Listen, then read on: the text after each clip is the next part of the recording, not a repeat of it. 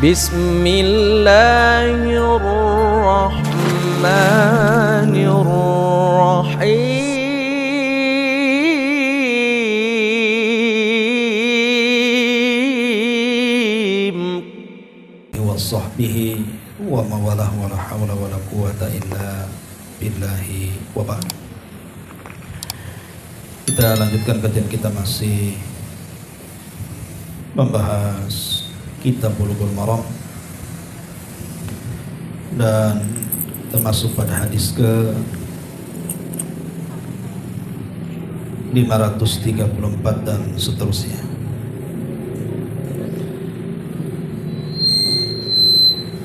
Wali Abi Dawud an Ubay ibn Ka'b radhiyallahu anhu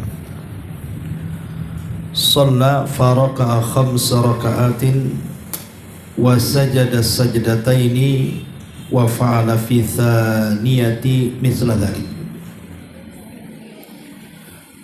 Dan diriwayatkan oleh Abi Dawud dari Ubay ibn Ka'ab, beliau mengatakan beliau sallallahu alaihi wasallam salat kemudian ruku sebanyak 5 kali, lalu sujud 2 kali.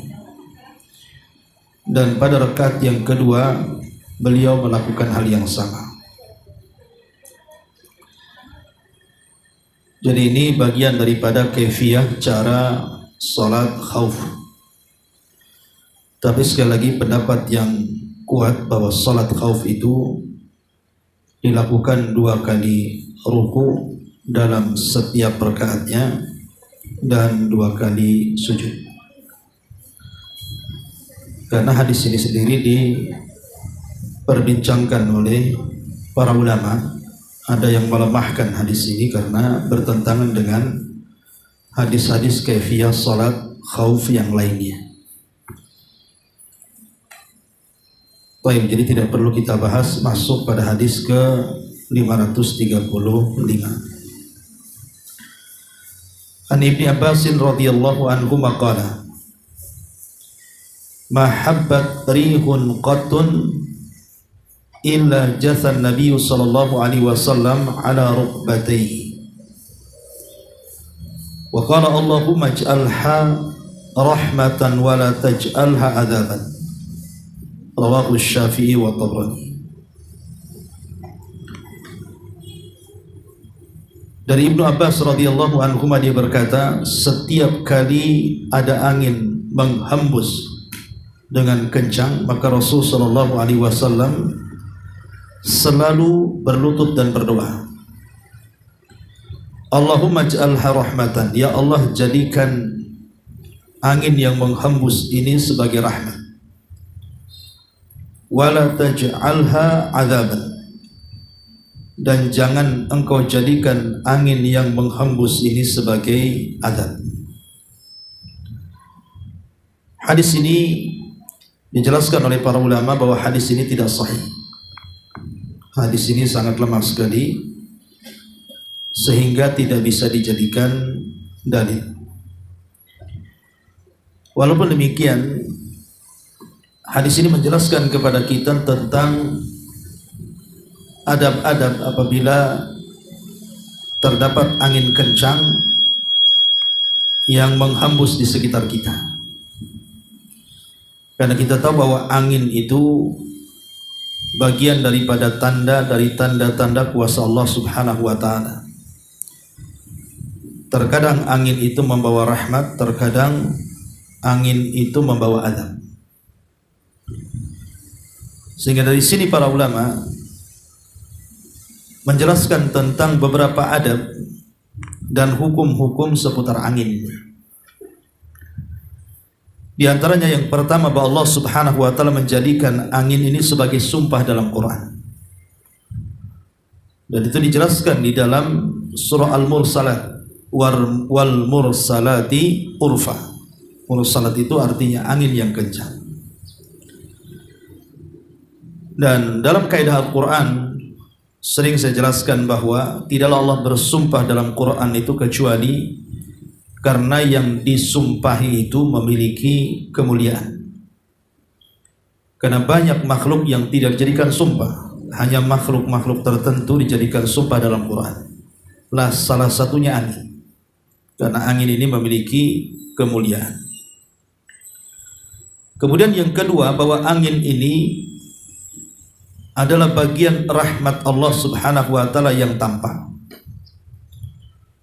Makanya Allah Subhanahu wa taala mengatakan dalam surah Al-Furqan ayat 48, wa huwa alladzi arsala riyaha busyra, dan dialah yang telah mengutus angin itu sebagai kabar gembira. Karena banyak fungsi angin itu, salah satunya menurunkan hujan, kemudian juga menebarkan benih-benih di mana-mana, dan begitu seterusnya. Kemudian yang ketiga, tapi terkadang juga angin bukan hanya membawa rahmat, seperti yang dirasakan Nabi SAW setiap melakukan pertempuran di pagi hari, maka Rasul selalu ditolong dengan angin soba. Tetapi terkadang juga menjadi azab, sebagaimana yang dialami oleh kaum Ad. Kaum Ad itu dihancurkan dengan angin sore, atau disebut dengan dabur. Kemudian yang keempat, bahwa seorang muslim ketika berhadapan dengan angin, karena angin adalah bagian daripada makhluk Allah Subhanahu wa taala, maka pertama kita tidak boleh mencela angin. Karena Nabi SAW bersabda, la tasubbu riha, jangan kalian mencela angin. Karena angin bagian daripada makhluk yang Allah ciptakan dan Allah tundukkan kepada kita, dan banyak nikmat karena angin, maka jangan pernah mencela angin.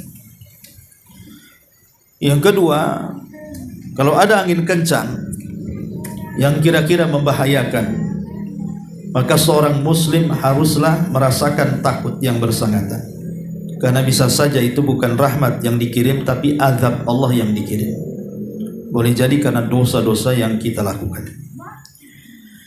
Kemudian yang ketiga juga, disunahkan untuk berdoa ketika ada angin, tentu dengan doa yang sahih. Tadi kalau dalam riwayat yang kita baca hadis lemah, tapi ada hadis yang sahih yang kita disunnahkan apabila ada angin berhembus dengan sangat kencang, apa doanya? Sebagaimana hadis Aisyah Ummul Mukminin radhiyallahu anha dari riwayat Muslim, Allahumma inni as'aluka khairaha, ya Allah, aku meminta kepadamu dari kebaikan angin ini, wa khaira ma fiha, dan kebaikan yang ada di dalam angin itu, wa khaira ma ursilat bihi, dan aku juga berlindung dari angin yang kau hembuskan, wa a'udzubika min syarriha, dan aku berlindung dari keburukan angin, wa syarri ma fiha, dan keburukan yang terkandung padanya, wa syarri ma ursilat bihi, dan keburukan yang kau hembuskan lewat angin itu. Jadi ini doa yang dianjurkan, Allahumma inni as'aluka min khairiha wa khairi ma fiha wa khairi ma ursilat bihi wa a'udzubika min syarriha wa syarri ma fiha wa syarri ma ursilat bihi. Ini doa yang sahih yang dianjurkan untuk dibaca. Ma'asyiral muslimat yang dimuliakan Allah Subhanahu wa taala. Kemudian juga disunahkan juga apabila ada angin kencang yang kira-kira membahayakan, adalah al-mubadaratu ila fi'lil khairat, bersegera untuk melakukan kebaikan, entah bersedekah atau yang semacamnya. Dan juga tarkul munkarat, dan juga meninggalkan maksiat. Jangan-jangan itu sebuah azab yang Allah Subhanahu wa taala timpakan kepada kita. Kemudian juga boleh menjamak salat ketika angin kencang dan sangat dingin sekali. Jadi syarat boleh menjamak salat ketika angin dua. Pertama, angin yang sangat kencang, yang kedua membawa hawa yang sangat dingin sekali. Maka Syekhul Islam Ibnu Taimiyah membolehkan dengan dua syarat tadi, angin yang kencang dan membawa hawa dingin. Adapun tentang apakah kemudian disunahkan melaksanakan sholat seperti halnya ketika melihat gerhana. Ketika melihat gerhana ada sholat gerhana. Bagaimana kalau seandainya ketika ada angin kencang sekali sampai kemudian mengangkat atap-atap rumah seperti datang angin puting beliung yang sering terjadi di Batam ini? Maka sebagian ulama mereka mengatakan disunahkan sholat. Disunahkan sholat sama seperti halnya ketika ada gempa dan ada gerhana. Tapi sebagian yang lain mengatakan tidak, cukup berdoa saja. Dan ini mazhab Hambali. Mazhab Hambali mengatakan bahwa tidak disunahkan sholat. Alasannya satu, karena Nabi SAW di zamannya pun pernah terjadi gempa, tapi Rasul tidak sholat. Dan di zamannya juga pernah terjadi angin ribut dan Rasul tidak sholat. Kemudian juga di masa Umar, di Madinah pernah terjadi gempa, Umar pun tidak sholat. Dan juga pernah terjadi angin, Umar pun tidak sholat. Dari sini ada dua pendapat, ada yang mengatakan disunahkan sholat, karena itu bagian daripada tanda-tanda kuasa Allah yang Allah hantarkan kepada kita untuk menakut-nakutinya. Dan ini pendapat Ibnu Taimiyah, kemudian juga pendapat Abu Hanifah, termasuk Syekh Utsaimin. Al-Imam Ibnu Utsaimin rahimahullah ta'ala mengatakan sunnah sholat, karena dikiaskan kepada perkara-perkara yang menakutkan. Tetapi sebagian ulama yang lain tidak, seperti Hanabilah, karena tidak pernah dicontohkan Nabi SAW salat ketika ada angin yang berhembus itu. Baik, ma'asyiral muslimat yang dimuliakan Allah Subhanahu wa taala.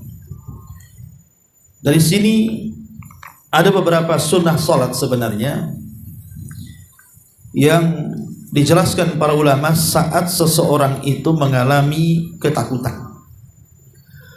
Di antaranya adalah salat 2 rakaat sebelum orang itu dibunuh. Sebelum orang itu dibunuh, umpamanya orang ini akan dieksekusi mati. Maka boleh seseorang meminta waktu untuk melaksanakan salat 2 rakaat. Kemudian setelah itu dilakukan eksekusi mati. Karena terdapat juga dari Abi Hurairah radhiyallahu anhu. Jadi ketika Nabi SAW mengutus Sariyah, ya Sariyah itu tentara yang tidak dipimpin Nabi SAW, kemudian tertangkap Sariyah. Dan ketika akan dibunuh, maka dia meminta waktu untuk melaksanakan 2 rakaat salat. Akhirnya kemudian setelah itu terjadi pembunuhan. Ini juga dianjurkan kata para ulama salat 2 rakaat sebelum dibunuh.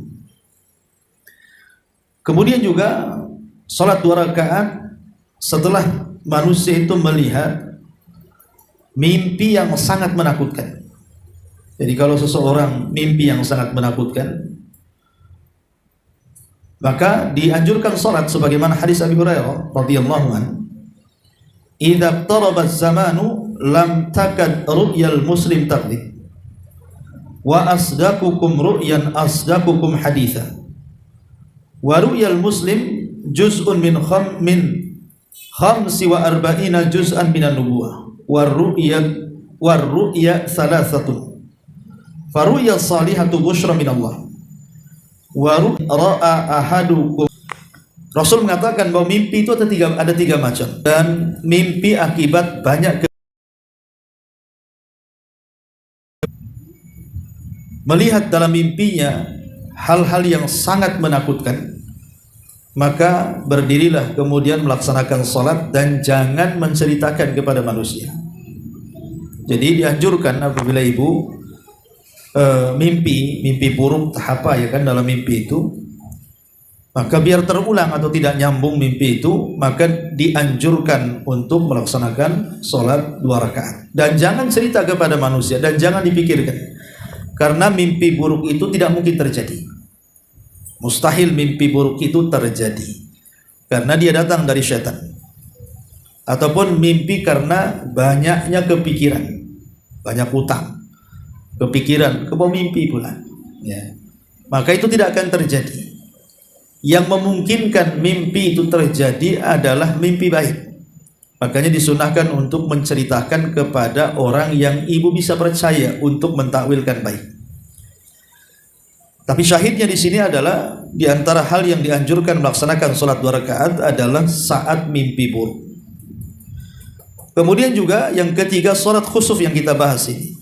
Sholat khusuf ataupun sholat kusuf, maka disunnahkan juga untuk melaksanakan sholat 2 rakaat dengan 2 kali ruku dan 2 kali sujud setiap rakaatnya.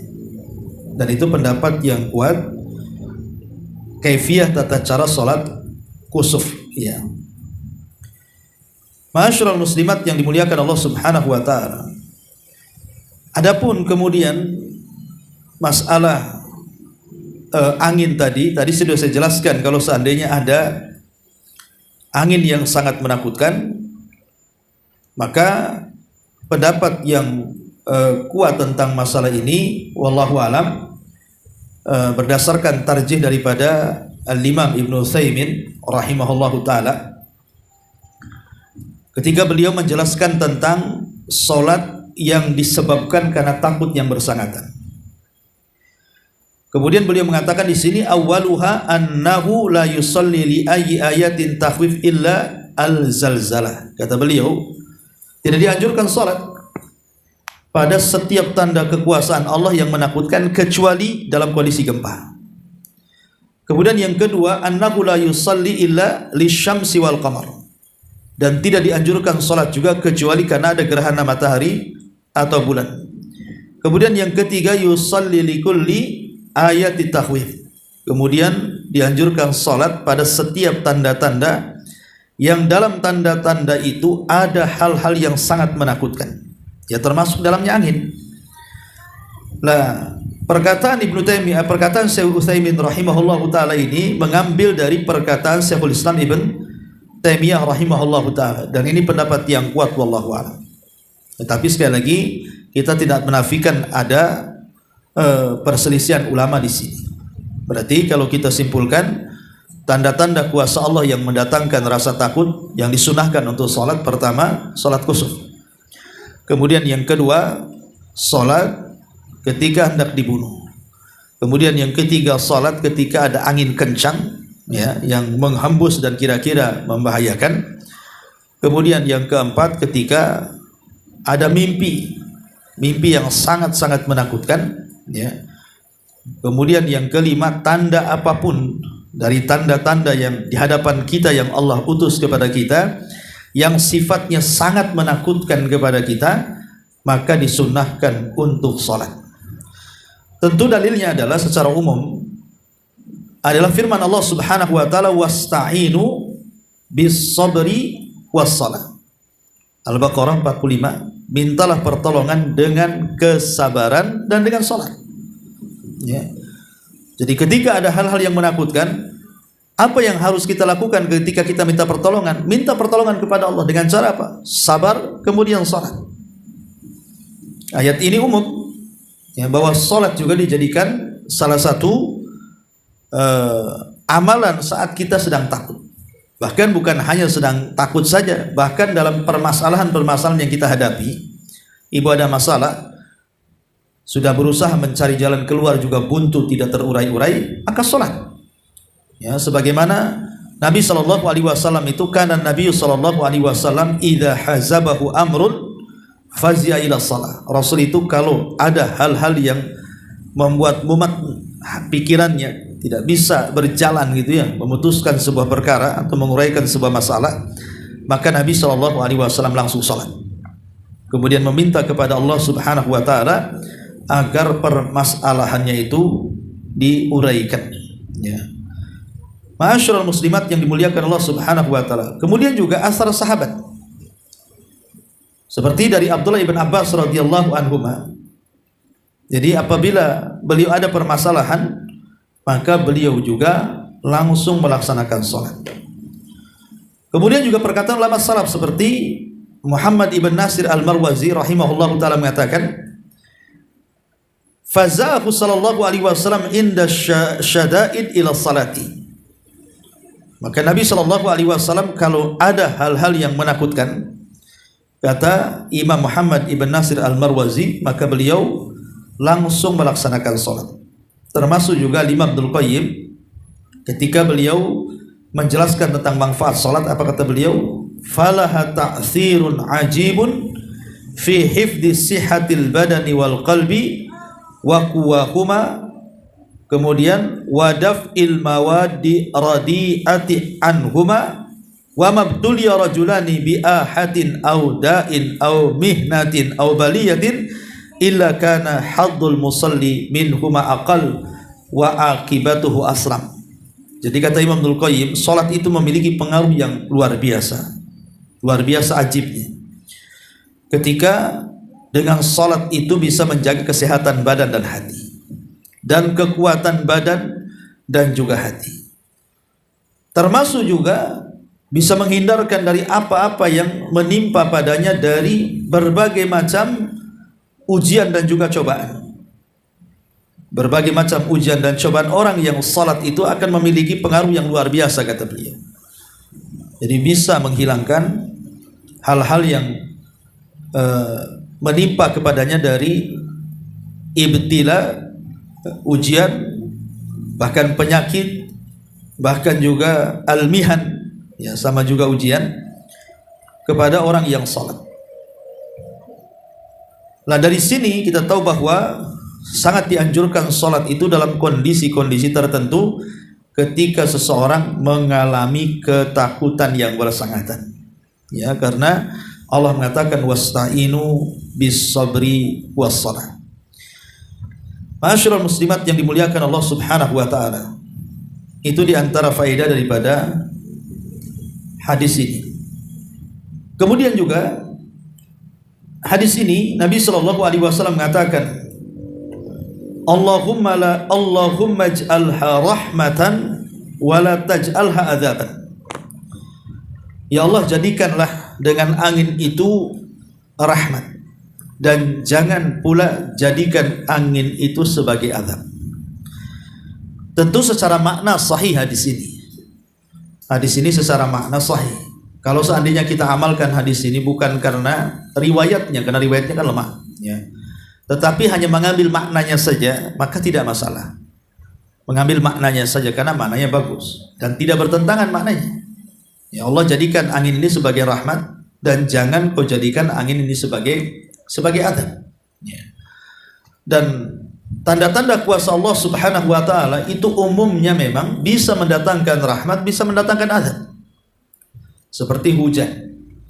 Hujan ini bisa mendatangkan rahmat, tapi satu sisi juga bisa mendatangkan azab. Bagaimana kita saksikan negeri kita saja, bahkan di Batam sendiri kalau hujan itu seharian sampai 2-3 hari hujan tak berhenti-berhenti, kita lihatlah kebanjiran di mana-mana. Bisa saja itu sebagai adab dari Allah Subhanahu wa taala untuk mengingatkan orang-orang yang berbuat dosa. Tetapi juga bisa menjadikan rahmat. Yang tadi banyak debu akhirnya hilang debunya.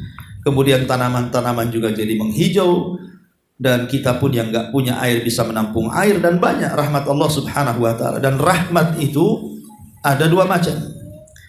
Ada rahmat yang sifatnya umum. Jadi mencakup mukmin dan kafir. Jadi orang kafir pun merasakan rahmat Allah. Sebagaimana orang-orang yang beriman merasakan rahmat Allah, maka orang-orang kafir juga merasakan rahmat Allah Subhanahu wa taala. Dan itu rahmat yang ada kandungannya dalam nama Allah Ar-Rahman.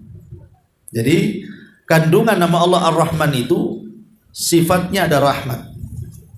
Tetapi Ar-Rahim itu berbeda, walaupun sifatnya sama. Dari Ar-Rahman sifatnya rahmat, dari Ar-Rahim juga sifatnya rahmat.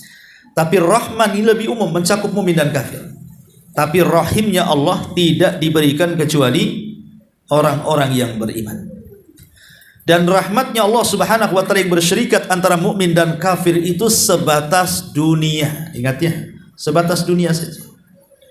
Rahmatnya Allah kepada mukmin dan kafir yang bersyirikat antara mukmin dan kafir itu sebatas dunia. Makanya Allah Subhanahu wa taala memberikan nikmat itu kepada orang yang dicintai dan kepada orang yang tidak dicintai. Tetapi Allah tidak memberikan iman kecuali yang dicintainya saja. Harta bisa dibagi sama Allah. Qarun kaya, Sulaiman kaya, Abu Bakar kaya, Abu Lahab juga kaya. Bisa dibagi harta itu. Tapi iman tidak bisa dibagi. Iman itu hanya Allah Subhanahu wa taala berikan kepada orang-orang yang dicintainya saja. Maka kita tahu bahwa rahmat khusus itu hanya diberikan kepada orang yang beriman. Adapun rahmat umum disyirikatkan semua manusia, mukmin, kafir, bahkan binatang-binatang, tumbuh-tumbuhannya pun mendapatkan rahmat dari rahmat-rahmat Allah Subhanahu wa taala. Taib, ini diantara faedah dari hadis yang ke-535. Kemudian hadis berikutnya, wa anhu, maksudnya dari Ibnu Abbas radhiyallahu anhuma, shalla fi zalzalati sitti raka'atin wa arba'a sajadatin wa qala hakadha salatul ayat. Wa dzakara Syafi'i an Ali mithlahu duna akhirih. Dari Abdullah ibn Abbas radhiyallahu anhu, beliau salat ketika terjadi gempa 6 rakaat dan 4 sujud. Kemudian beliau mengatakan, beginilah salat ketika ada tanda-tanda kuasa Allah Subhanahu wa taala. Wallahu alam, riwayat ini memang lemah, ya, tetapi asal salat itu kembali kepada kaifiyah yang kita kerjakan. Artinya salat sunnah yang ibu pahami ya seperti itu, 2 rakaat salam gitu ya. Karena kaifiyah salat itu kan sudah ditentukan. Kata Nabi SAW, sallu kama ra'aitumuni usalli. Salatlah kalian sebagaimana kalian melihat aku salat. Artinya kalau seandainya tidak ada contoh dari Nabi SAW tentang kaifiyah salat, ya, maka dikembalikan kepada tata cara salat yang ma'ruf, ya, yang ma'ruf artinya yang ibu lakukan seperti salat sunnah wudu, salat sunnah rawatib, salat sunnah duha, ya, 2 rakaat salam kan itu ya. Kecuali memang ada yang merubah dari kaifiyahnya ke kaifiyah yang lain, seperti salat khauf, salat takut saat perang. Memang ada contoh-contoh yang memang harus dilaksanakan berbeda dengan salat-salat biasa. Atau salat gerhana, memang Nabi SAW melakukan berbeda dengan kaifiyah cara salat yang lainnya, ya. Adapun tentang masalah salat yang dijelaskan tadi ketika gerhana, melaksanakan salat dengan 6 ruku dan juga 4 sujud, ya, maka para ulama mengatakan bahwa ini tidak ada dari Nabi SAW. Jadi ini tidak ada dari Nabi SAW. Warrajih annahu la yujad salatal khasah bihadil ayah. Dan yang kuat bahwa tidak ada salat khusus ketika melihat ada tanda-tanda yang ma'ruf seperti dijelaskan di sini ketika terjadi gerhana. Jadi tidak ada salat khusus. Berarti kalau tidak ada salat khusus, berarti dikembalikan kepada salat sunnah yang ibu biasa lakukan. Ya, karena riwayatnya sendiri diperbincangkan oleh para ulama. Wallahu alam, ini yang jadi permasalahan. Tetapi kemudian ulama juga, apakah juga salat ini juga disunahkan kepada tanda-tanda yang lain ketika umpamanya terjadi wabah, seperti kemarin terjadi corona gitu ya, ataupun wabah taun gitu ya. Apakah juga disunahkan kalau terjadi wabah kayak kemarin itu, wabah corona itu kan termasuk tanda-tanda juga kan yang menakutkan, ya kan? Maka kalau kita mengambil pendapat Al-Imam Ibnu Utsaimin bahwa setiap tanda-tanda yang menakutkan itu disunahkan salat, maka ya disunahkan salat. Tetapi sekali lagi kalau kita melihat pendapat Hanabilah, pendapat Mazhab Ahmad, maka mereka hanya mencukupkan kepada salat gempa saja. Jadi selain daripada gempa maka tidak ada riwayat yang disunahkan sholat di dalamnya. Itu yang mencukupkan ketika tanda-tanda yang menakutkan. Dalam mazhab Hambali mengatakan hanya gempa saja, selain itu tidak ada. Ya mungkin sholat kusuf jelas ya kan, ada. Maksudnya ketika ada angin, ketika ada wabah, ketika ada apa tidak disyariatkan. Tapi sebagian para ulama mengatakan bahkan disyariatkan.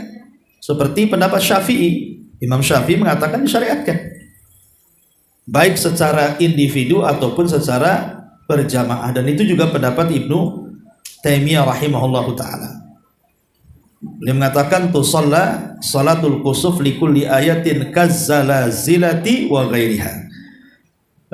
Sunnah salatnya seseorang ketika menghadapi kusuf, kata beliau, artinya gerhana, ataupun setiap tanda-tanda yang menakutkan seperti gempa dan yang lainnya. Beliau mengatakan dan yang lainnya. Kemudian dikuatkan juga perkataan Syekh Utsaimin, yusalli likulli ayatin tahwid. Disunahkan salat pada setiap tanda-tanda yang menakutkan, berarti termasuk di dalamnya juga ada wabah yang menakutkan kita, seperti wabah corona dan yang semacamnya.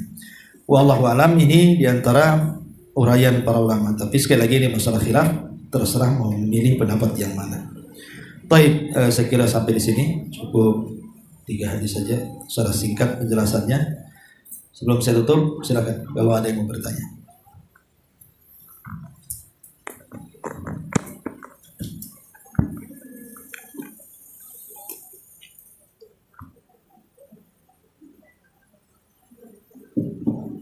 Assalamualaikum warahmatullahi wabarakatuh. Waalaikumsalam. Ustaz, berarti sholat yang diajarkan oleh Rasulullah itu ketika tanda-tanda alam yang tadi Ustaz sebutkan itu hanya berada di sholat gerhana, sholat khauf, dan sholat minta hujan. Nah, selebihnya itu tidak ada. Nah, tapi seandainya kita melakukan secara pribadi tanpa karena tadi hadis yang disebutkan adalah hadisnya itu lemah, kita melakukan misalnya setiap kali kita mengalami masalah rasa ketakutan seperti kebakaran atau apa, itu masuk ke dalam sholat yang disunahkan seperti yang disebutkan oleh Syekh Utsaimin tadi. Nah. Ya, alhamdulillah. Ya, kalau melihat keumuman perkataan atau fatwa daripada Syekh Utsaimin, yusalli likulli ayati takhwif, kata beliau, sunnah hukumnya salat 2 rakaat setiap melihat tanda-tanda yang sangat-sangat menakutkan. Ya, sangat-sangat menakutkan. Berarti tanda-tanda yang menakutkan ini ya apa saja yang rasanya takut bagi kita, ya disunahkan salat di situ, karena umum firman Allah Azza wa Jalla, wasta'inu bis-sabri was-shalah. Mintalah pertolongan dengan sabar dan dengan salat tadi. Jadi apakah kemudian kalau terjadi kebakaran hebat gitu kan, kemudian juga disunahkan salat menurut fatwa Syekh Utsaimin? Ya, karena kebakaran juga tanda-tanda kuasa Allah kan gitu. Allah memerintahkan api untuk membakar, dan itu juga tanda-tanda yang menakutkan kita kalau kita melihat api. Maka kalau melihat fatwanya Syekh Utsaimin, ya sunnah salatnya. Tapi kalau kita melihat madhab sendiri, kan Imam Syekh Utsaimin itu kan kebanyakan madhab Hambali, ya kan.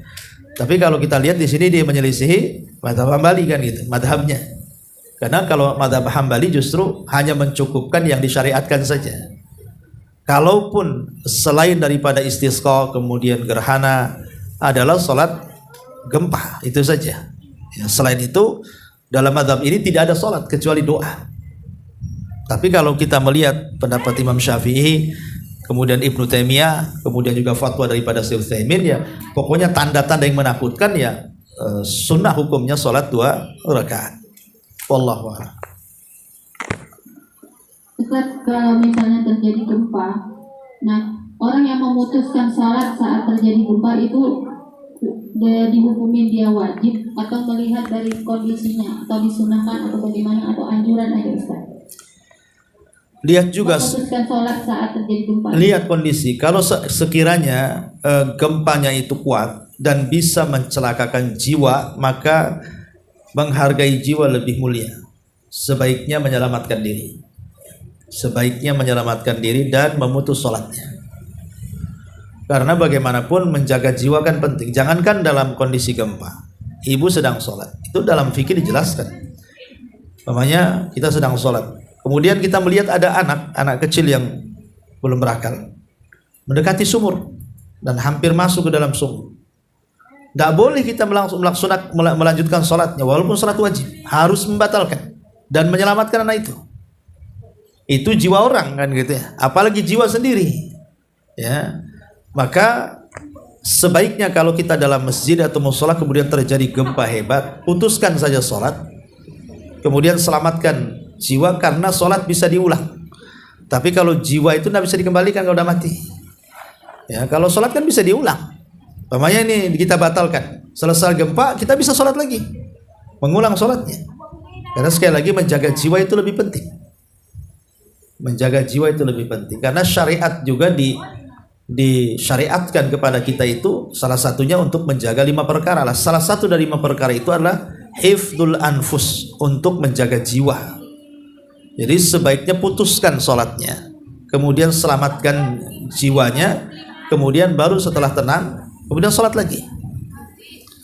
Ya, adapun yang terjadi di di YouTube ketika gempa, dia berusaha terdiam dan begitu seterusnya ya kan, ya mungkin dia punya tawakal kuat, tapi secara fikih sholat itu sebenarnya salah ya. Dia harus membatalkan sholatnya sebenarnya, karena dia harus menjaga jiwanya.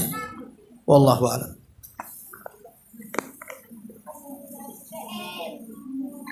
Kapan Ustaz, ini ada pertanyaan, dan pertanyaan ini agak keluar dari tema. Pertanyaannya lebih kurang begini Ustaz, saya sedang hamil, dan apakah saya nanti di bulan Ramadan, mana yang lebih baik bagi saya? Apakah saya membaca ibaratnya begini, karena kalimatnya agak panjang, sulit agak anaknya jelaskan. Jadi begini dia kesimpulannya, mana yang lebih afdal bagi saya, tetap puasa tapi bisa memberatkan bagi saya dan yang dikandung, atau saya tetap membayarkan fidyah. Jadi mana yang lebih baik, saya fidyah atau saya mengkodoknya? Jadi 2 permasalahan ini yang beliau permasalahkan. Nah, ya alhamdulillah, ini kan masalah khilaf ulama ya, tentang masalah orang yang hamil. Ini kan orang yang hamil ya, bukan orang yang menyusui kan. Orang yang hamil itu kan membatalkan puasa itu karena 3 perkara. Pertama, dia takut kepada dirinya, janinnya tidak ada masalah, tapi kalau puasa kesehatan ibunya yang jadi masalah. Ini yang pertama. Atau kebalikannya, ibunya nggak ada masalah, tapi kalau dipaksa puasa janinnya masalah. Atau dua-duanya masalah, ibu dan janinnya masalah. Makanya dari 3 perkara inilah maka orang yang sedang menyusui atau yang sedang hamil itu dibolehkan untuk tidak berpuasa di bulan Ramadan. Cuman yang jadi persoalan adalah apakah orang yang seperti ini cukup bayar fidyah saja, ataukah qadha, ataukah dua-duanya? Ini masalahnya. Ini terjadi khilaf panjang di antara ulama masalah ini. Ada yang mengatakan cukup fidyah saja, tapi juga ada yang mengatakan tidak. Lihat, kalau dia takut kepada dirinya, kesehatan dia, gitu ya, bukan karena janinnya, maka dia cukup mengqadha saja tanpa membayar fidyah. Tapi kalau seandainya dia takut kepada janinnya, dia tidak ada masalah, maka dia harus mengqadha dan harus membayar fidyah. Ada yang memerintah seperti itu. Tapi ada yang mengatakan orang seperti ini baik takut kepada dirinya atau kepada janinnya tetap mengqadha puasanya, tidak ada fidyah, dia qadha saja. Dan ini pendapat yang dikuatkan oleh para ulama najd. Mereka mengatakan bahwa orang yang hamil atau menyusui, maka mereka tidak boleh bayar fidyah, dia harus mengqadha puasanya kalau sudah selesai. Adapun bayar fidyah itu kepada kakek yang tidak sanggup puasa. Umpamanya seorang yang sudah kakek, sudah nenek, tidak sanggup puasa, dipaksa pun nggak akan puasa karena nggak sanggup. Maka orang yang seperti ini tidak ada qadha, yang ada fidyah. Atau orang yang sakit permanen, ya kata dokter ini nggak akan sembuh, ya. Maka kalau punya sakit permanen ini tidak mungkin puasa, dipaksa pun tidak akan bisa puasa, makanya cukup bayar fidyah. Tapi orang yang menyusui dan orang yang hamil, Lah mereka itu sehat, dan kalau mereka umpamanya selesai melahirkan kan ada waktu untuk mengqadha. Jadi sebagian para ulama tidak ada fidyah, yang ada qadha. Ya, yang lain mengatakan tidak ada qadha, yang ada fidyah saja. Yang lain mengatakan qadha dan fidyah. Ya. Jadi ini masalah khilaf sih, masalah khilaf ulama masalah ini. Tapi ikhtiyatnya sih memang lebih ke qadha saja. Kehati-hatian ya. Daripada bayar fidyah mendingan qadha. Itu kehati-hatian, lebih selamat gitu maksudnya. Wallahu a'lam. Ustaz, ini ada titipan pertanyaan dari teman. Suaminya itu mu'alaf, terus belum bisa sholat. Kalau sholat dia ke masjid, sholat yang misalnya yang zahar gitu, kayak maghrib, isya itu kan dia ngikutin gitu Ustaz. Tapi pas yang zuhur asar itu dia hanya bisa ngikutin gerakannya aja. Nah dia nanyakan sah apa enggak gitu Ustaz sholatnya.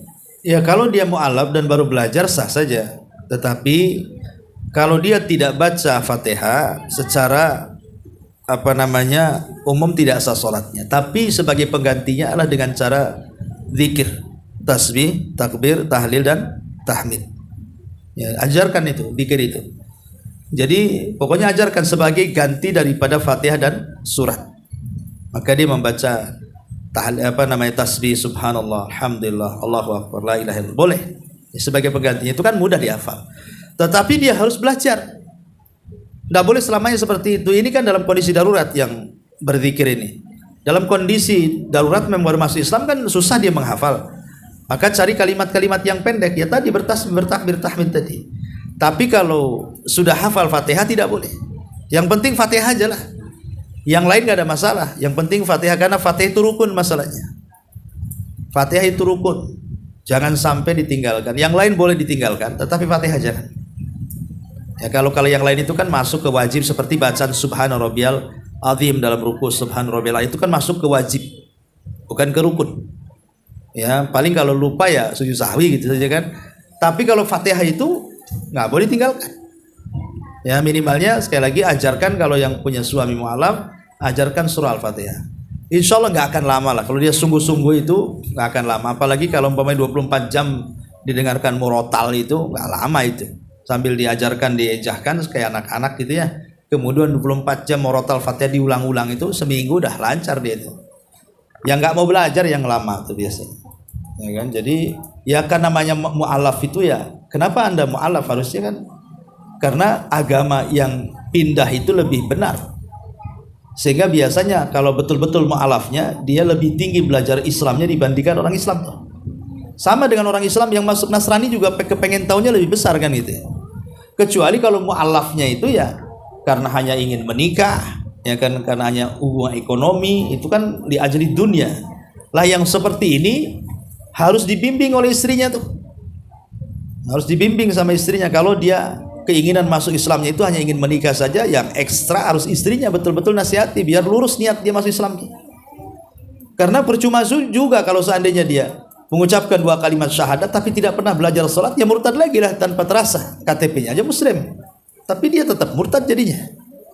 Nah, makanya ini tugas para istri yang suaminya mu'alaf, dorong. Ya bukan dorong suaminya aja, dia pun harus belajar. Kalau suaminya dorong-dorong belajar, dia nggak belajar, nanti suaminya cerdas, dia paling bego. Kan repot. Ya. Wallahu a'lam.